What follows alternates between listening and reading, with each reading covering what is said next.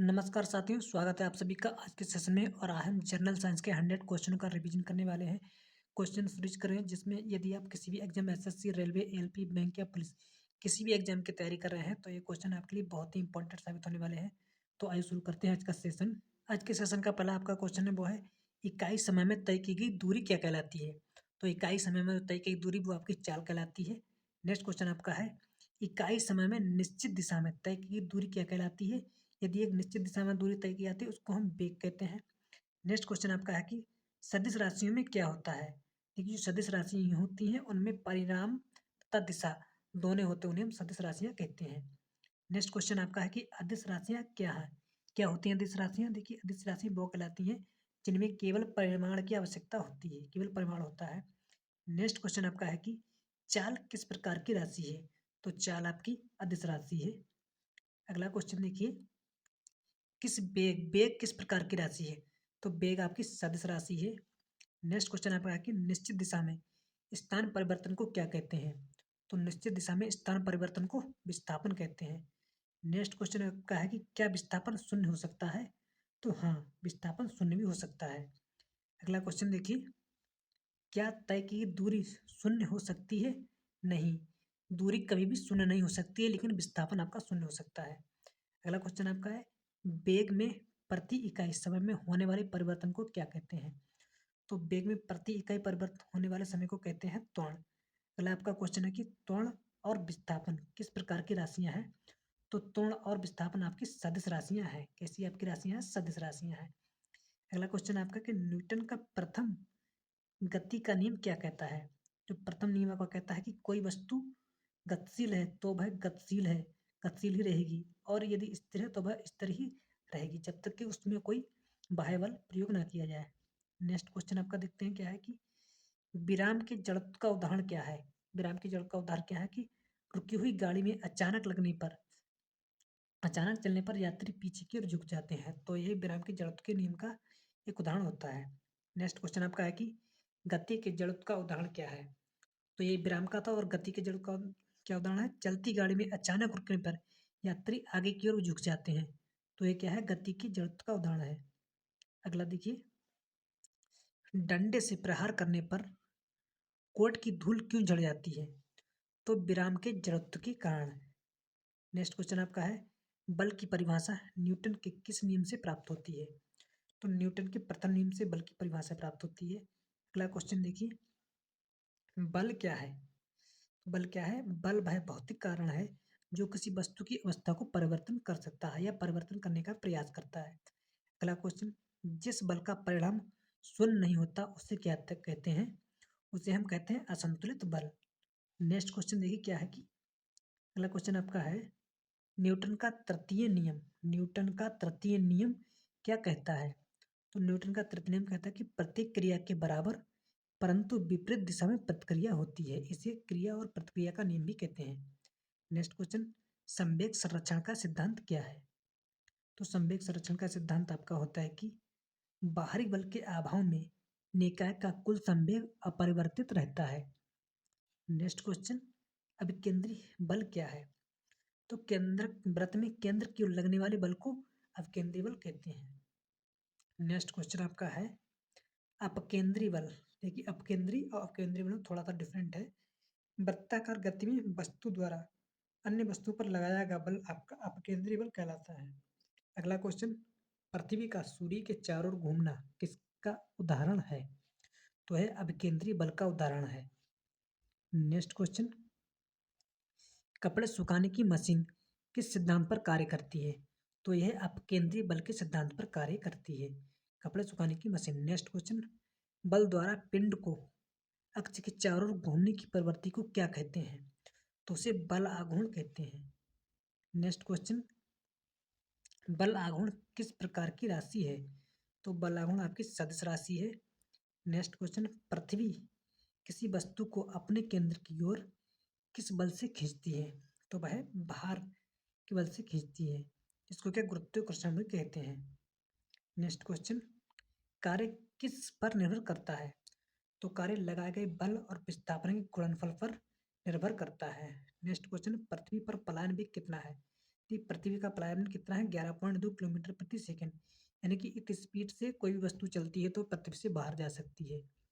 Next question, भूस्थिर उपग्रह का वर्णन काल कितना होता है? तो 24 घंटे। नेक्स्ट क्वेश्चन, दाब का एसआई मात्रक क्या है? पास्कल। दाब का एसआई मात्रक पास्कल है। नेक्स्ट क्वेश्चन, वायु दाब का अचानक बढ़ना क्या सूचित करता है? तो ये मौसम का स्वच्छ होना सूचित करता है, अचानक बढ़ना। नेक्स्ट क्वेश्चन, अगला क्वेश्चन आपका है, पृष्ठ तनाव का उदाहरण क्या है? तो पृष्ठ तनाव का उदाहरण है वर्षा की बूंदों का गोलाकार होना, पृष्ठ तनाव का उदाहरण है। नेक्स्ट क्वेश्चन, कैलिपरी एक्शन का उदाहरण क्या है? तो लालटेन की बत्ती में तेल का चढ़ना कैलिपरी एक्शन का उदाहरण है। अगला क्वेश्चन, ध्वनि किस प्रकार की तरंगे हैं? तो ध्वनि आपकी अनुदैर्ध्य तरंगे होती हैं। नेक्स्ट क्वेश्चन, प्रकाश तरंगे किस प्रकार की तरंगे हैं? तो ये अनुप्रस्थ तरंगे होती हैं, प्रकाश तरंगे। अगला क्वेश्चन देखिए, ध्वनि का वेग हवा में कितना होता है? तो 332 मीटर प्रति सेकंड होता है हवा में, और सर्वाधिक ध्वनि का वेग होता है ठोसों में। नेक्स्ट क्वेश्चन, ध्वनि की चाल किसका प्रभाव नहीं पड़ता? ध्वनि की चाल पर दाब का कोई प्रभाव नहीं पड़ता। नेक्स्ट क्वेश्चन, ध्वनि की आवृत्ति को किस में मापा जाता है? तो ध्वनि की जो आवृत्ति होती है उसको हर्ट्ज में मापा जाता है। नेक्स्ट क्वेश्चन, 20 हर्ट्ज से कम आवृत्ति वाले तरंगों को क्या कहते हैं? तो इन्हें हम अपशब्द तरंगे कहते हैं, उनको सुना नहीं जा सकता। नेक्स्ट क्वेश्चन अगला है, 20 हर्ट्ज से 20,000 हर्ट्ज के बीच की आवृत्ति वाले तरंगों को क्या कहते हैं? तो उनको हम क्या कहते हैं? श्रव्य तरंगे। ओके, तो उसको हम कहते हैं श्रव्य तरंगे। ओके, उनको हम श्रव्य तरंगे कहते हैं। इसमें दिया नहीं है, ठीक है, तो बता रहे हैं, ध्यान रखना आप। नेक्स्ट क्वेश्चन, कोणीय वेग का मात्रक क्या है? तो रेडियन प्रति सेकंड होता है कोणीय वेग का मात्रक। अगला क्वेश्चन आपका, न्यूटन के प्रथम गति नियम को क्या कहते हैं? तो न्यूटन की प्रथम गति को नियम कहते हैं जड़त्व का नियम या गैलीलियो का नियम भी कहते हैं। अगला क्वेश्चन, किसी वस्तु में मात्रा या वेग के गुणनफल को क्या कहते हैं? मात्रा वेग के गुणन को कहते हैं संवेग।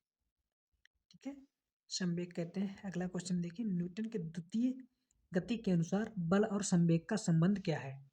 तो संवेग में परिवर्तन की दर बल के समानुपाती होती है। अगला क्वेश्चन, न्यूटन के द्वितीय गति के नियम से क्या प्राप्त होता है? तो बल का व्यंजक प्राप्त होता है द्वितीय नियम से। नेक्स्ट, कम समय तक कार्यरत बल और समय के गुणनफल को क्या कहते हैं? तो आवेग कहते हैं। नेक्स्ट क्वेश्चन, कार्य करने की क्षमता को क्या कहते हैं? तो ऊर्जा कहते हैं कार्य करने की क्षमता को। अगला क्वेश्चन देखिए, कार्य और ऊर्जा का मात्रक क्या है? तो कार्य और ऊर्जा दोनों का मात्रक आपका जूल होता है। अगला क्वेश्चन, शक्ति का मात्रक क्या है? तो शक्ति का मात्रक आपका होता है वाट। ठीक है, अगला क्वेश्चन देखिए, अगला क्वेश्चन आपका है कि ऊंचाई पर स्थित वस्तु में किस प्रकार की ऊर्जा होती है? तो ऊंचाई पर यदि कोई वस्तु स्थित होती है तो उसमें स्थितिज ऊर्जा होती है। अगला क्वेश्चन, घड़ी की चाबी में किस प्रकार की ऊर्जा होती है? तो घड़ी की चाबी, जो चाबी वाली घड़ी होती है उसमें स्थितिज ऊर्जा होती है। नेक्स्ट क्वेश्चन, ऊर्जा संरक्षण का नियम क्या कहता है? तो ऊर्जा संरक्षण का नियम कहता है कि ऊर्जा को ना तो उत्पन्न किया जाता है, ना उत्पन्न किया जा सकता और ना ही नष्ट किया जा सकता है। ठीक है, नेक्स्ट क्वेश्चन, एक अश्व शक्ति यानी कि 1 एचपी कितने वाट के बराबर होती है? तो 746 वाट के बराबर। नेक्स्ट क्वेश्चन, पलायन वेग क्या है? वह न्यूनतम वेग जिससे पिंड पृथ्वी के गुरुत्वीय क्षेत्र से बाहर निकल जाए उसे हम पलायन वेग कहते हैं। पलायन वेग कितना होता है आपका? 11.2 किलोमीटर प्रति सेकंड। नेक्स्ट क्वेश्चन, चंद्रमा पर गुरुत्व त्वरण का मान पृथ्वी के गुरुत्वाकर्षण का कितना होता है? तो 1/6 गुना होता है। कितना? 1/6 गुना। ठीक है, अगला क्वेश्चन देखिए, मानव कान किस हर्ट्ज तक की आवृत्ति को सुन सकते हैं? तो 20 हर्ट्ज से लेकर 20,000 हर्ट्ज तक की आवृत्ति को सुन सकते हैं और इन्हें हम श्रव्य तरंगे कहते हैं। नेक्स्ट क्वेश्चन, कुत्ते और चमगादड़ कौन सी तरंगे सुन सकते हैं?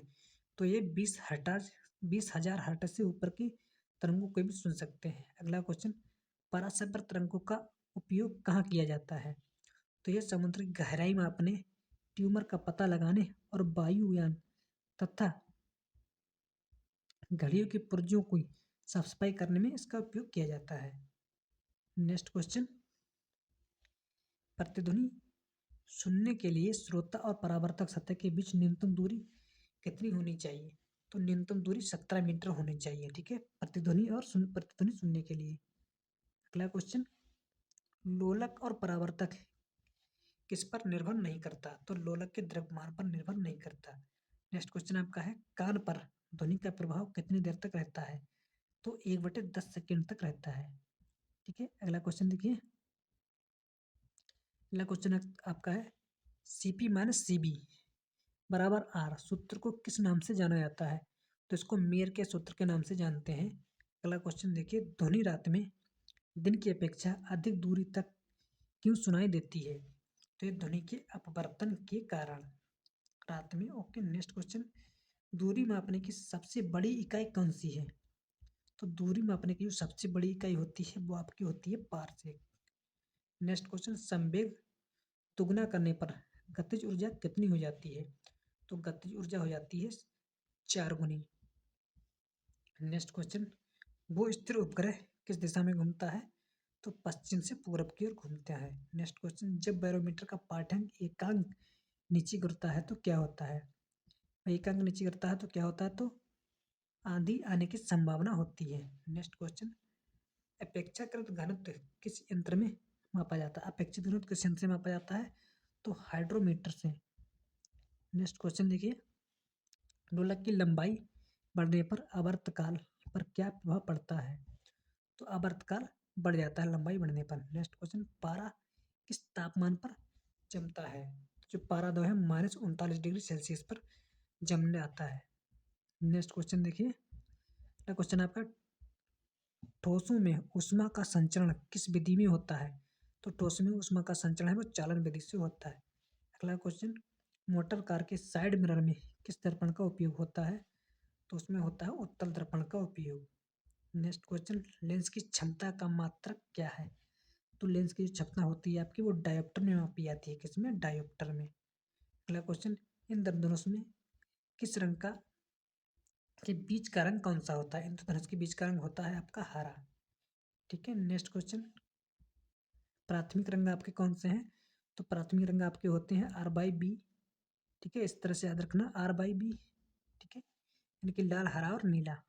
नेक्स्ट क्वेश्चन, स्पष्ट दृष्टि की न्यूनतम दूरी कितनी होती है? तो स्पष्ट दृष्टि की जो न्यूनतम दूरी है तो वो 25 सेंटीमीटर होती है, यानी कि 25 सेंटीमीटर हम बिल्कुल साफ देख सकते हैं, इसके पास का साफ नहीं देख सकते।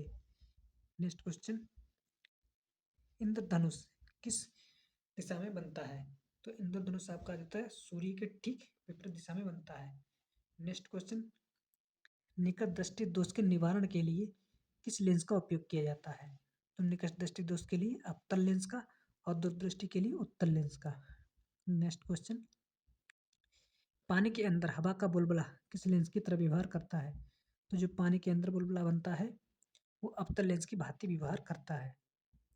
नेक्स्ट क्वेश्चन, किस रंग का विकिरण किस पर निर्भर करता है? तो तरंग दैर्ध्य, किसी रंग का जो विकिरण होता है उसके तरंग दैर्ध्य पर निर्भर करता है।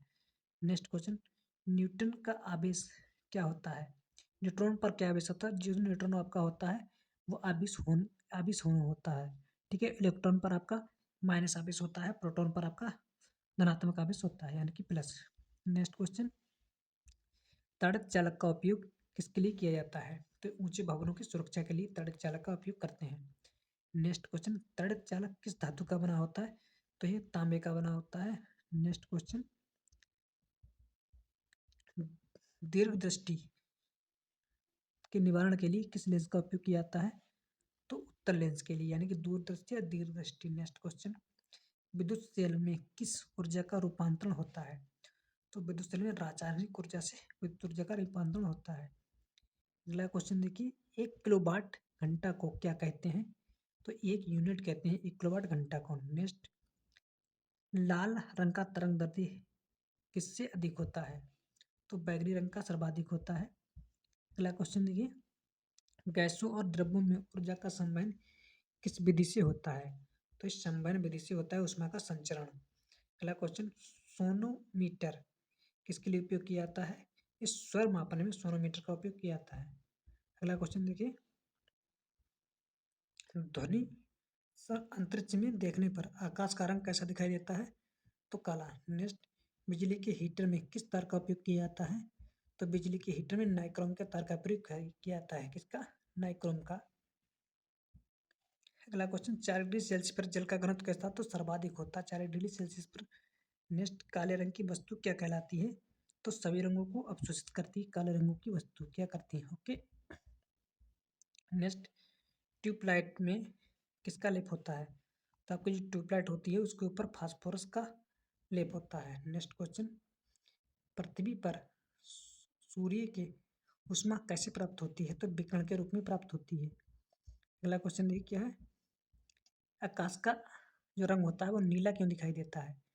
क्यों दिखाई देता है? प्रकाश के प्रकीर्णन के कारण।